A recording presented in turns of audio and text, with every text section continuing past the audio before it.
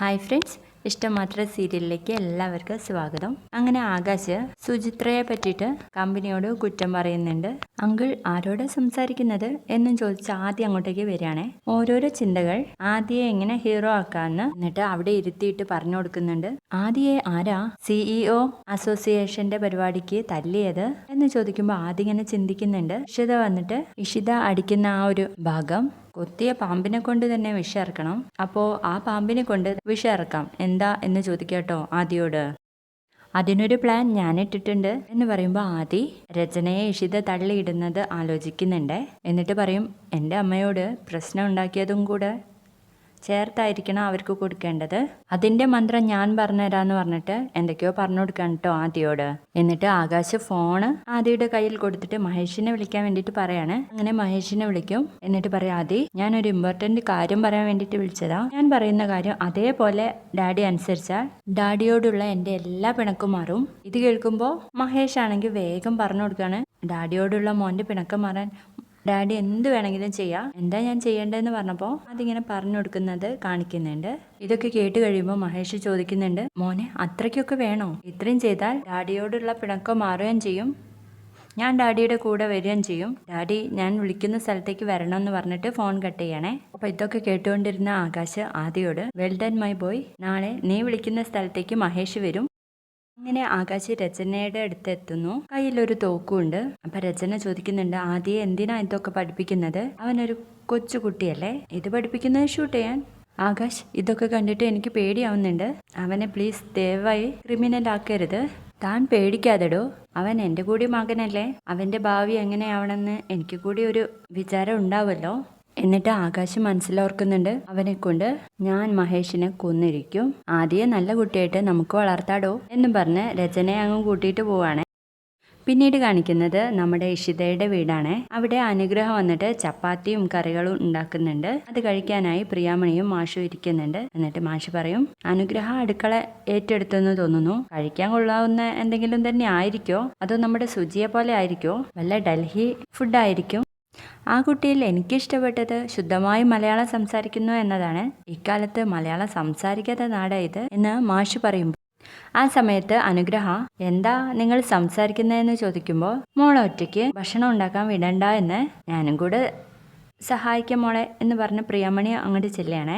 അമ്മേ എന്നെ ഒന്ന് പരീക്ഷിക്കാൻ വിട്, ഉപ്പും മുളകൊക്കെ ഒന്ന് നോക്കട്ടെ എന്ന് പറയുമ്പോൾ അനുഗ്രഹ അതിനൊന്നും സമ്മതിക്കുന്നില്ല. ഞാൻ വലിയ ഷെഫ് ഒന്നും അല്ലെങ്കിലും അത്യാവശ്യം പാചകം ചെയ്യാൻ എനിക്കറിയാം, നമുക്ക് നോക്കാലോ എന്ന് പറയാം കേട്ടോ. ദില്ലിയിൽ ഒരു സ്പെഷ്യൽ ദാല് കിട്ടുന്ന ഒരു ഹോട്ടലുണ്ട്, എന്ത് രസാന്നറിയോ അവിടെ അവിടേക്ക് അച്ഛനെയും അമ്മയെയും ഒരിക്കൽ ഞാൻ കൊണ്ടുപോകുന്നുണ്ട് എന്ന് പറയുമ്പോൾ മാഷ് പറയുന്നുണ്ട്, 1-2 തവണ ഞാൻ ദില്ലിയിൽ വന്നിട്ടുണ്ട്, എന്നെപ്പോലെ ന്യൂ ജനറേഷൻസ് ഒന്നിനും കൊള്ളാത്തവരാണ്. അങ്ങനെ പറഞ്ഞുകൊണ്ടിരിക്കുമ്പോഴാണ് നമ്മുടെ സുജിയുടെ വരവ്. അനുഗ്രഹയെ കാണുമ്പോൾ തന്നെ സുജിയുടെ മുഖം അങ്ങ് മാറുകയാണ് കേട്ടോ.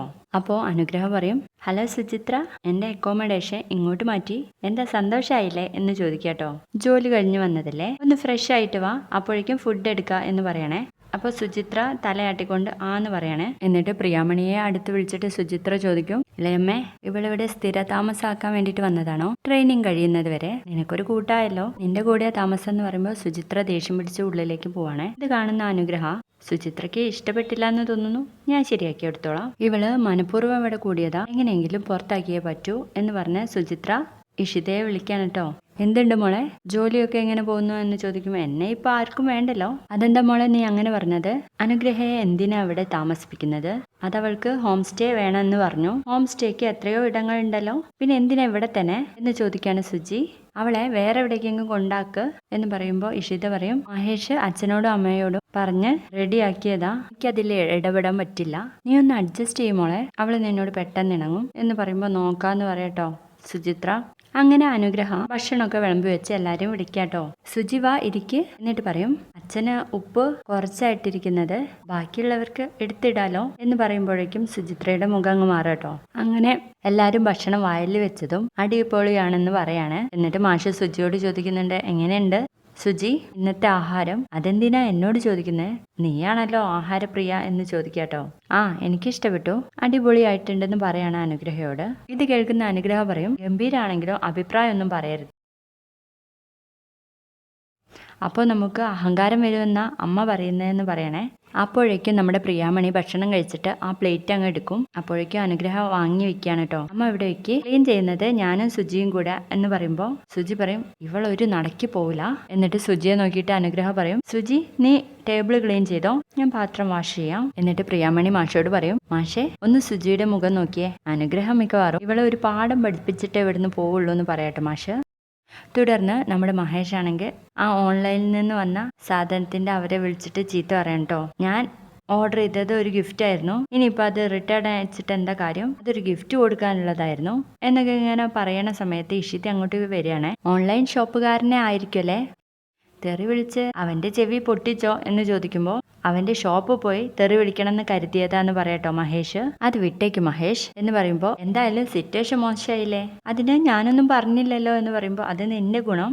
ആരുടെ ഗുണം എന്ന് പറയുമ്പോൾ ഞാനൊന്നും പറഞ്ഞില്ല, അത് ടങ് സ്ലിപ്പായതാ.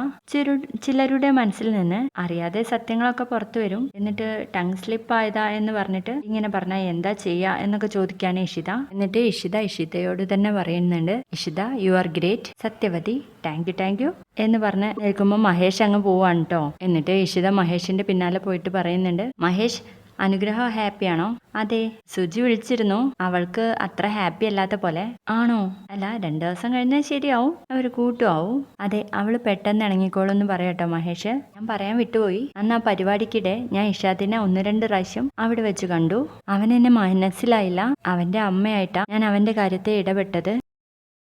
അവൻ എന്നെ കണ്ടിട്ട് ഒരു പരിചയം പോലും കാണിച്ചില്ല. മഹേഷ് ഒന്ന് അന്വേഷിക്കാവോ, ഏതെങ്കിലും CEO ഫാമിലിയിൽ നിന്ന് വന്ന കുട്ടിയാണോ എന്ന്? അല്ലാതെ അവിടെ എങ്ങനെ വരാനാ?